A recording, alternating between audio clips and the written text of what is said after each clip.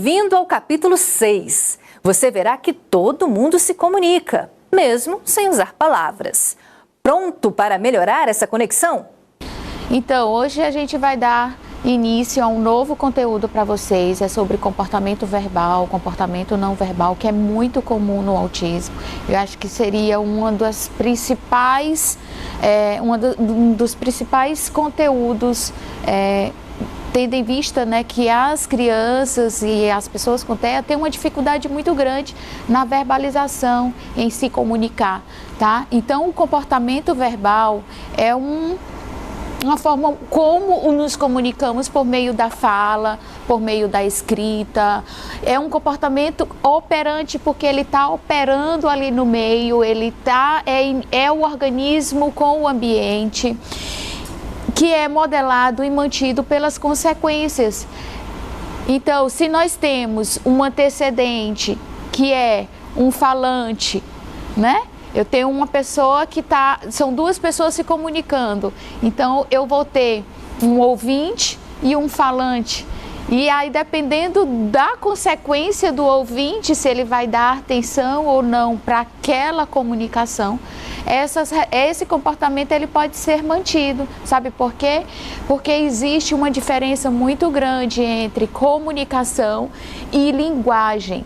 A comunicação é a ação de transmitir uma mensagem entre duas pessoas, tá?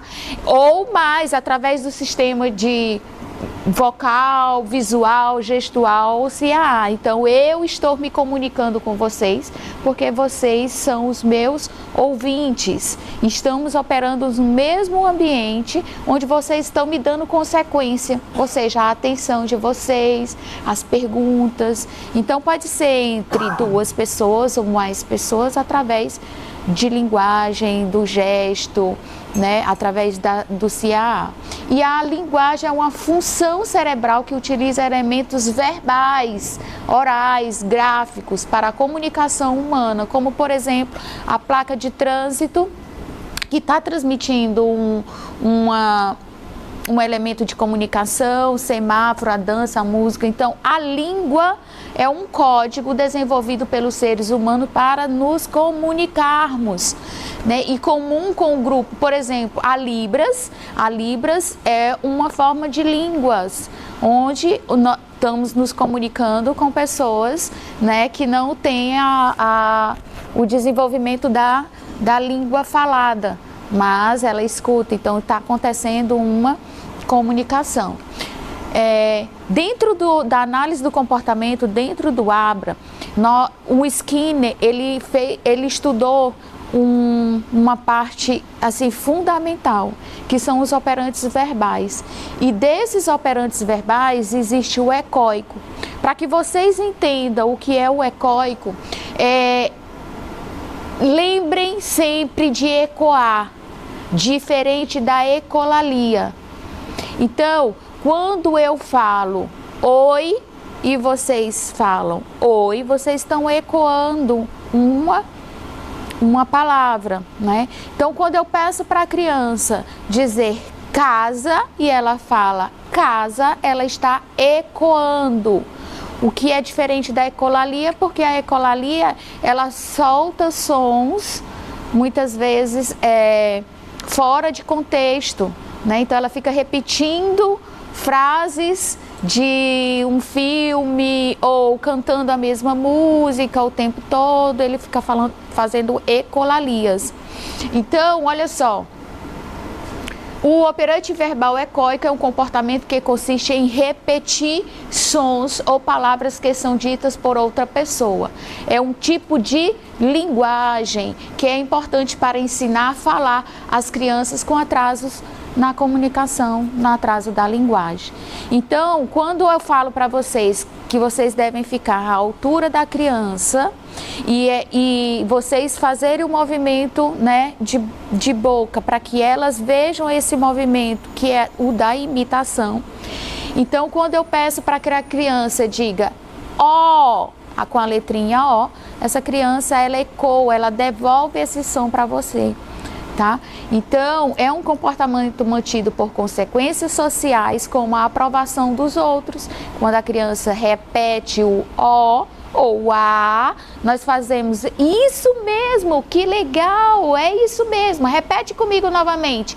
Ah, e a criança diz ah, e aí temos a consequência. É controlado por estímulos sonoros, como palavras ditas por outra pessoa.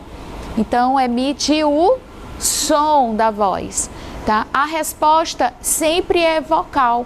A criança responde na mesma linguagem, com sons, tá? E é uma condição prévia para o estabelecimento de outros tipos de operantes verbais. Então, pessoal, as crianças, a primeira coisa que se deve tá bem instalado nelas é o ecoico. E lembre-se que o ecoico é diferente de ecolalia. No operante verbal textual, é um tipo de comportamento também verbal que relaciona um estímulo escrito e a resposta é verbal. Ou seja, quando eu mostro a letra O, a criança diz O. Diferente do ecoico, em que eu estou falando a letra O e a criança repete a letra O. Aqui é texto, tá? É uma letrinha escrita, ou um número, ou uma frase. E aí ela diz. Então, o estímulo antecedente é um texto, é um textinho, e a resposta é uma resposta vocal. E há uma correspondência formal entre o estímulo e a resposta, porque eu mostro o O e a criança fala O. E promove leitura funcional e autonomia. Então, a estimulação do comportamento verbal, ela deve acontecer nos primeiros anos de vida. Então, assim, esperar o tempo da criança, que a criança uma hora fala. Não, ela precisa ser estimulada para que esse comportamento aconteça. Porque o comportamento de fala também é um comportamento operante, ok? E é um comportamento aprendido.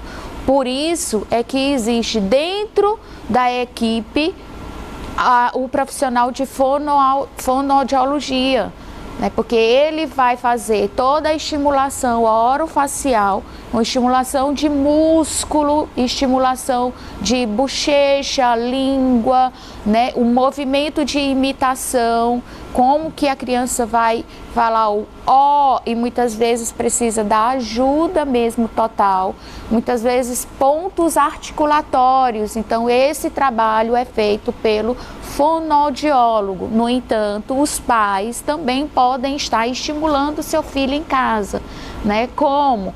Fazendo movimento motor para que ele observe sua fala e ele faça o processo de imitação. Combinado? O operante verbal transcrição é também um tipo de operante verbal que pode ser sonoro, como pode ser escrito, e uma resposta é verbal, tá? Que sempre pode ser escrito. Olha só, subdividida em cópia e ditado. Uma resposta verbal que é sempre escrita. Lembrem quando a gente fazia cópia na escola, quando a gente copiava, então tinha algo no quadro e nós precisávamos copiar, né? E a consequência disso é a atividade copiada. E a outra é o ditado, quando a professora fala, nós temos que escrever. Por isso, esse comportamento é um comportamento que a criança deve adquirir. Porque quando chega na escola, existe todas umas barreiras para ele.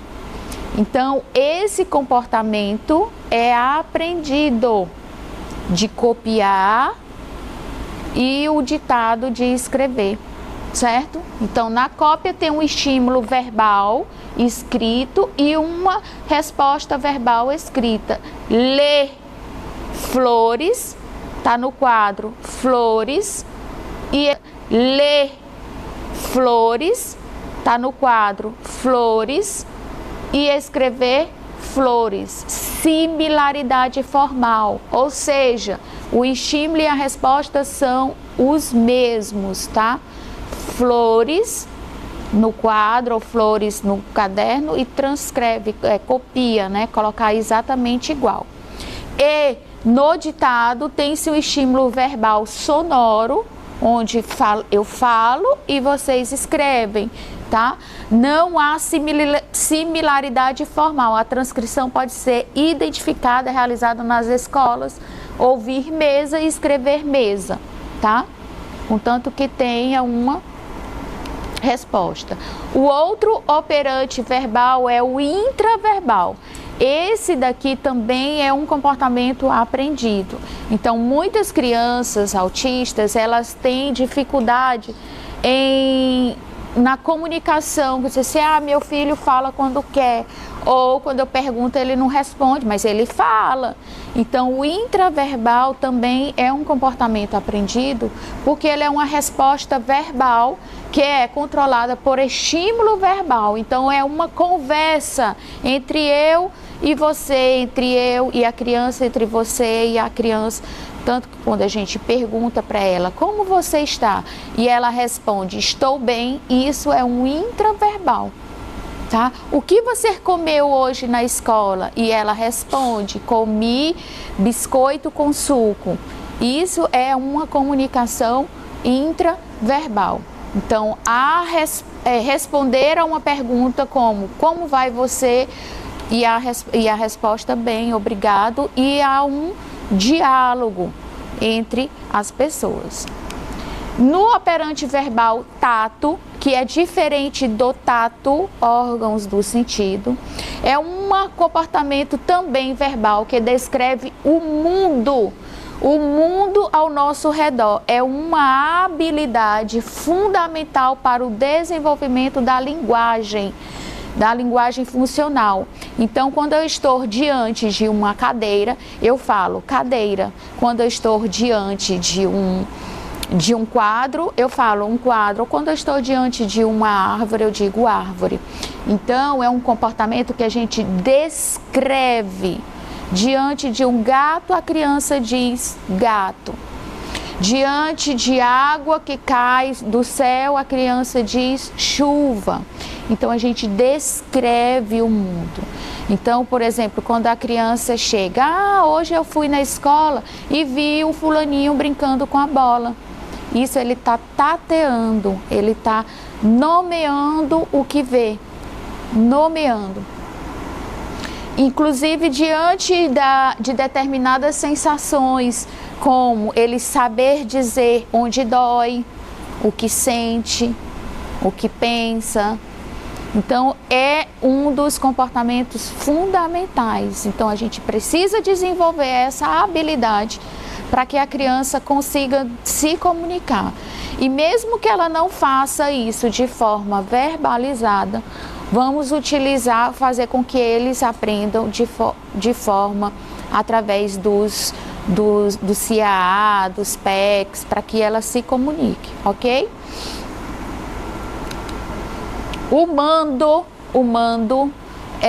vocês podem estar até correlacionando com o mandar, mas é pedir, recusar algo. Então, é um comportamento verbal também operante, porque ele opera no meio ambiente, tá? Quando há privação, quando ela está querendo, por exemplo, comer diante de uma fome, né? E ela dizer assim, mãe, eu estou com fome, ou mãe, quero comer. Então, ela está ali fazendo pedidos, tá?